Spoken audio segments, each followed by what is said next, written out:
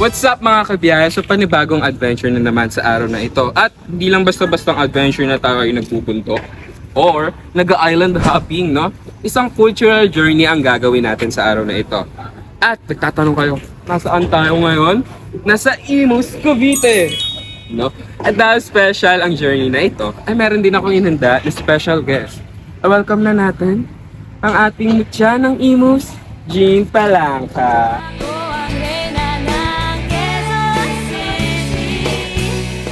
Nice naman talaga.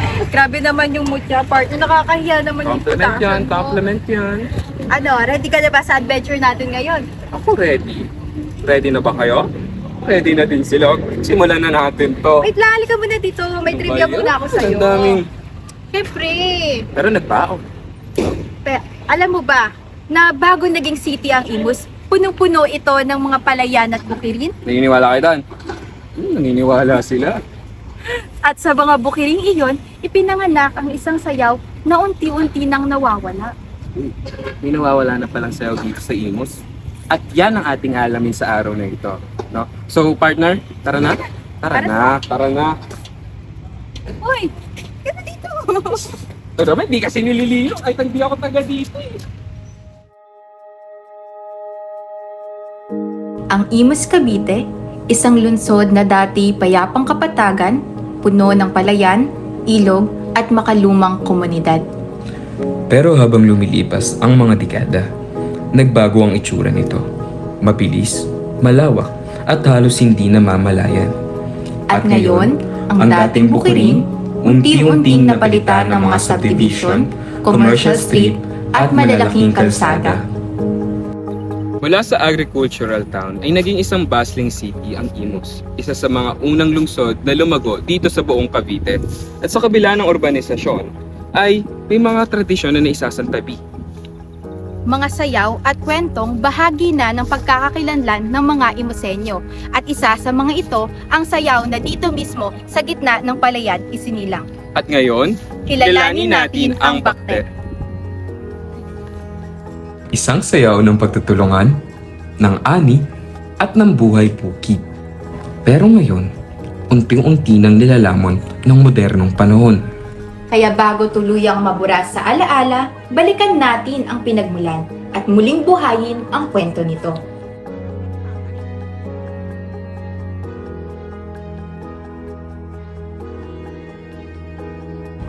Ang bakte ay hango sa salitang Cavite. Noong marami pang mga bukirin sa Imus, madalas nagsasayaw ng bakte ang mga magsasaka kapag maganda ang ani bilang pasasalamat. Pagkatapos magtrabaho sa bukid, kadalasang may mga pagdiriwang at doon sinasayaw ang bakte. I'm Reginald Fauni from Malagasang Second Imus, Cavite. I'm currently working here as a local researcher dito sa Department ng City Tourism. So yung bakti kasi ay isang sayaw ng mga magsasaka noon bilang kasiyahan. Dahil pagod niya sa pagtatrabaho sa palayan, maghapon nagtatrabaho. Pagtapos nila magsaka, nagkakaroon sila ng konting salo-salo, kasiyahan, nagpapatugtog ng mga tugtog na katulad ng saka, bukira, yung mga ganong tugtugan, tapos nagsasayawan sila. Wala namang certain siyang step. Parang kumbaga kung sa karakol siya, parang siyang labo-labo. So walang sinusundang step. Basta sumayaw ka ang gusto mo. Ganun siya. Nang maglaon, sinasayaw na rin ito ng mga kabataan sa mga party o mga piyesta. Baktian ang tawag sa pagsasayaw ng bakte.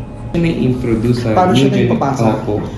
Dahil nga ito ay isang bagay na ginagawa bilang kasiyahan.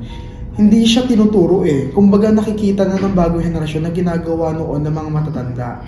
Kaya yung mga bata, nagiging curious sila kung ano ba yun. Kaya ginagawa na rin nila.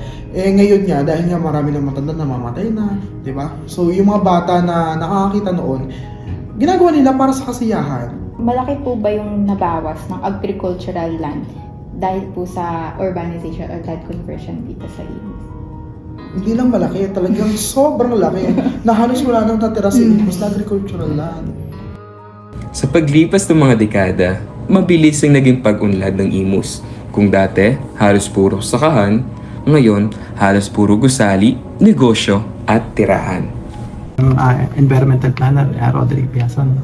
Also, graduate of architecture in Las Piñas College, and been in service for almost 30 years.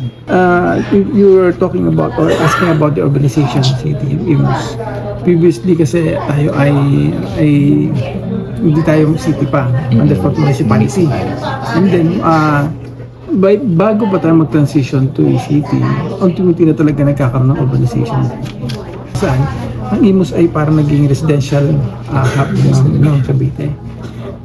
Kasabay nun, pagdating ng tao, pagdami ng populasyon, ay mayroong kasabay na pagtaas din ng pangangailangan pagdating sa ekonomiya, saka sa lahat ng sektor. Nagkaroon tayo ng pagtaas talaga ng bilang mga populasyon. At the same time, dumami rin yung mga industries na nag-invest within the city, mga business establishment. Masasabi ko wala nung siguro kataan, no? Ang laki ng pinagbago, especially sa mga road networks, na dami na tayong mga open roads, mga establishments na established na within the city, at yung pag-transition natin from municipality to city. So that is also an indication na nagiging almost not highly urbanized but a very urbanized city na. In terms of siguro yung land development, kasi most of our areas now, not only residential but also covered with commercial areas na. Medyo lumit yung ating agriculture. Siyempre, pag merong development, they need to convert the existing use from agriculture to other use. So, masasabi natin, sa dami na na-convert na areas from agriculture, the same time for other uses, yung mga development na na-introduce na at nakikita within the city.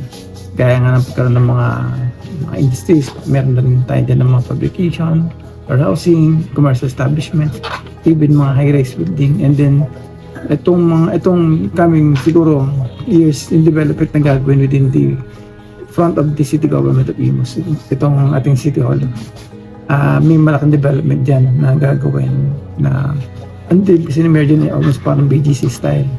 So mag-i-start na yung development niyan through landed pa lang din. Mag-start na silang mag-apply ng mga ng permits, pero sadly na hold siguro. May mga constraints hindi natin alam, pero in the coming years magkakaroon ng development yan. Ayon sa datos, malaki ang binaba ng sektor ng agrikultura sa Imus sa nakaraang mga taon. Noong 2011, may 1,684 hectares pa ang lupang sakahan. Pagsabit ng 2016, bumaba ito ng 1,071.63 hectares, 36.4% ng pagkawala ng agricultural land sa loob lamang ng 5 taon. Kasabay rin ito, bumaba rin ang bilang ng magsasaka. Mula sa 617 na magsasaka noong 2011, naging 284 na lamang ito noong 2021. Mahigit 57% na pag-unti. Sa natitirang lupa na 430 na hectares na lang ang aktual na sinasaka. Ang natira ay naging idle lands o mga lupang hindi tinataniman o madalas naghihintay ng conversion. Ngayon naman, sinubukan naming mag-ikot-ikot sa poblasyon upang magtanong kung marami pa rin ang nakakaalam ng bakte. Narinig nyo na po ba yung sayaw na bakte? Or may alam po ba kayo tungkol sa bakte? Wala po ako. Meron po. Wala po. Narinig ko pero hindi po ako familiar kung ano po siya. Alam niyo po. Cultural dance, mga ganun. Yes po. Wala po eh. Okay. Ano ba yung bakte? Pero pag ako pinagsayaw mo, hindi ako makakita. Ayan po. Meron naman po. Okay po. Bakte? Hindi. Anong bakte? So what's up? Sa patuloy nating pag-ikot dito sa Imus, Cavite, ay may nakasulubong kami. At actually, kakilala siya ni Jean. Ayan, so... Nakabiyahe. So, ito, may nakilala akong nagbabakte. So, maaari ka bang magpakilala? Ako nga pala si Marvin Nasaire at pwede nyo rin tawagin na Dos na lang. Ayan, Kuya Dos, marunong ka talaga magbakte. Ano yun, like, kanino ka pa natuto? Kay Lolo. So, yung lolo mo ba, tubo talaga dito sa Imus? Yes. So, pwede kaya natin makausap ang lolo mo? Pwede ba natin puntahan na lang? Ano pong Pwede naman. Ngayon, sasamahan niya tayo pumunta sa bukid, no? Kasi yung lolo niya ay nagtatanim. Oh, nagtatanim pa. So, guys, susunod, nasa bukid na kami. Dos, sigurado bang malapit na tayo sa inyo? Totoo lang, nandito na tayo. Sakto. Andito kaya yung hinahanap na? Andito kay tatay mo? Oo. Ay, Ayun, ay sakto. Ito pala. Hello po. Gandang umaga.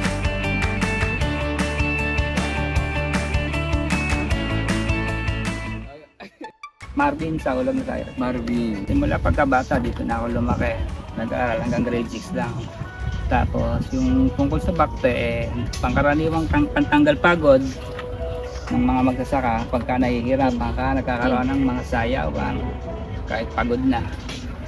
Yun yung mga tradisyonal ginagawa ng magsasaka. Kasi pag tinawag na bakte, hindi katulad ng mga hip-hop o ibang uri na sayaw na kailangan sabay-sabay pa kayo. Pag tinawag na bakte, parang galaw-galaw mo lang okay na rin. Kahit hindi mo na ma-perfect. Kasi pangkaraniwan nga gumagawa nito is magsasaka, bulang. Ngayon, ang magsasaka ngayon, nasa mga 20 na lang dito. Pero noon, halos lahat kilala ko naman sa Alaban Turkey. Kaya siguro mga 50 tao, higit pa. Kasi bawat kabila niyan, ibang magsasaka. Ito, iba. Ito, iba. Kaya sobrang dami ng magsasaka. Pinilit nilang makapag-aral anak mo, nila maghahanap buhay na iba. Kasi nga, unang-una, wala kang benefits, mababang uri sinisyo ng tao pagka magsasaka. Yun naman totoo, di ba? Pag pumasok ka nga lang ng mall, pagka magsasaka ka, ang baba ng tingin sa'yo. Kasi pangkaraniwan yun, talagang pag walang saka, walang bakte. Ginawa naman ng mga kabataan sa amin yan, nagpa-party, ginagawa yung bakte. Kaso hindi naman alam ng iba, kaya parang hindi rin pinapansin. Kumbaga, hindi po yung origin, yung Oo. talagang importance naman. Dahil nakakalimutan na yung parang pinaka-tinubatan, yung essence ng pagsasayaw ng bakte. Na babaliwala at nakakalimutan dahil patuloy nang nawawala yung mga sakahan. Darating ang araw, magiging ano na lang yung kwento. Na tayo. Yan, marami. Maxto, Jollibee, yung mga santambak na taga, gato nila. Dati ako, tanitan, Ngayon, simbahan. Puro tanim talaga lang lahat dito. Yan. Tay, tanong lang, pwede nyo kami maturuan magbakte? Ngayon tayo, gusto namin matuto magbakte eh. Alam ni Jimby yan.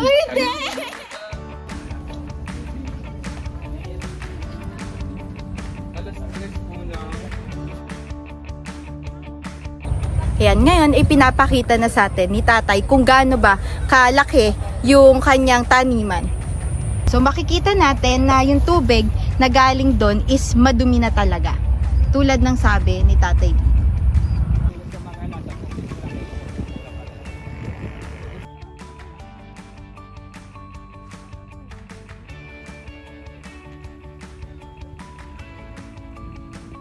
So ngayon, andito tayo, no, Tay Dino. So ngayon, tuturuan nyo kaming magbakte, no? So, Tay, sa pagbabakte, ano bang kantang meron talagang pintugtog? Eh, kahit pa ano, basta wag lang yung sweet, tsaka yung slow. Basta ano, sinasayaw talaga ng mga bakit. Ikaw ba nagbabakti ka ba talaga? Nagbabakti ka? Magtuturo ka sa amin ngayon. Magbabakte. Ayan, so, actually, Tay, excited na ako. Parang kating-kating na ako talaga magbakte. Oo, Parang, sa buong adventure, ito yung gusto ko talagang gawin natin. Ano? So, may mga kasama tayo. Yung mga kasama natin dyan, pwesto na nga kayo na mga magbabakti din. Let's go! May tugtog ba tayo dyan? Kailangan tugtog, syempre. Oh. Ganyan. O sige, ganyan. Okay, enjoy mo muna. Ayun na, oh. Ganyan na, oh.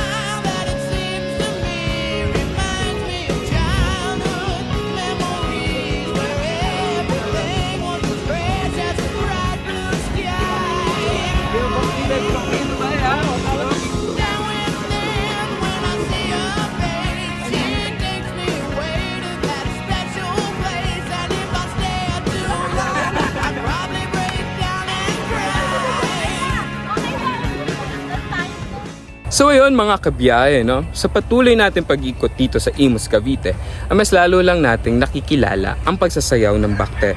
At mas lalo lang natin napagtatanto na ito hindi lang basta isang sayaw, no? Ito ay sayaw patungkol sa isang lupa, isang komunidad, at lalong-lalo na sa isang tradisyon na unti-unti nang nawawala. Kaya nagbigay kami ng mga kaunting proposal lang para mas lalo nating maingatan at mas safeguard ang pagsasayaw ng bakte. Habang patuloy ang urbanisasyon sa downtown Imus, kasabay nitong nagbabago ang anyo ng lupa, kabuhayan at kultura. Sa gitna ng pag-unlad, unti-unting naapektuhan ang mga lupang sakahan at ang tradisyonal na sayaw na bakte. Pero, posible bang magkasabay ang urbanisasyon at pangangalaga sa kultura? Siyempre naman oo, kung may tamang direksyon. Una, sa pamamagitan ng Cultural Land Use Zoning. Sa ilalim ng planadong urbanisasyon, maaaring italaga ang piling lupang sakahan bilang cultural agricultural zones. Dito, tuloy ang pagsasaka at may espasyong nakalaan para sa bakte, habang kontrolado ang pagpasok ng malalaking commercial developments. Feasible ito dahil bahagi na ng urban planning system ng lungsod at maipapatupad sa pamamagitan ng lokal na ordinansa. Kalawa, community-based cultural preservation. Dahil sa mabilis na urbanisasyon, humihina ang partisipasyon ng komunidad. Kaya, mahalagang buhayin ang bakte sa pamamagitan ng edukasyon, pista, at heritage tourism. Kapag may suporta ang LGU at aktibong kasali ang kabataan at mga magsasaka, nagiging tuloy-tuloy at napapanahon ang kultura kahit sa urban setting. At ikatlo, sustainable urban development. Sa halip na palawak ng palawak ang lungsod, itinutulak ng responsableng urbanisasyon ang compact at mixed-use development. Mas efficient ang paggamit ng lupa, mas kaunting sakahan ang nawawala, at mas inclusive ang kaunlaran para sa mga naapektuhan ng urban growth. Sa huli, malinaw ang mensahe ng ating biyahe. Ang urbanisasyon ay hindi kaaway ng kultura, kung ito ay may malasakit, may plano, at may respeto sa pinagmulan. Kaya lagi nating tandaan, kaunlaran na may ugat, iyan ang tunay na biyahe. Ayan, so partner, nag-enjoy ka ba sa cultural journey natin ngayon dito sa Imus? Masasabi ko lang mga kabiyahe, nakakapagod. Pero nag-enjoy talaga ako dito sa Imus. Ang dami kong nalaman na kwento, history at lalo na sa kultura ng pagbabakte. Kaya kayo mga kabiyahe, may natutunan ba kayo? May natutunan din sila. Kaya naman mga kabiyahe, urbanization may change our surroundings, but it doesn't have to change who we are. Kung ang lupa ang pinagmulan ng bakte, tayo naman ngayon ang magiging lupa na pagtutubuan rito ngayon. At hindi ito ang katapusan ng tradisyon, kundi ito ang simula ng panibagong pakikipagbaka. Para sa kultura, para sa kwento, at lalo na para sa Imus, no? Kaya kung kayo ay nasiyahan sa adventure na to, don't forget to like, Comment, share, and subscribe! at kita-kits sa susunod na biyahe.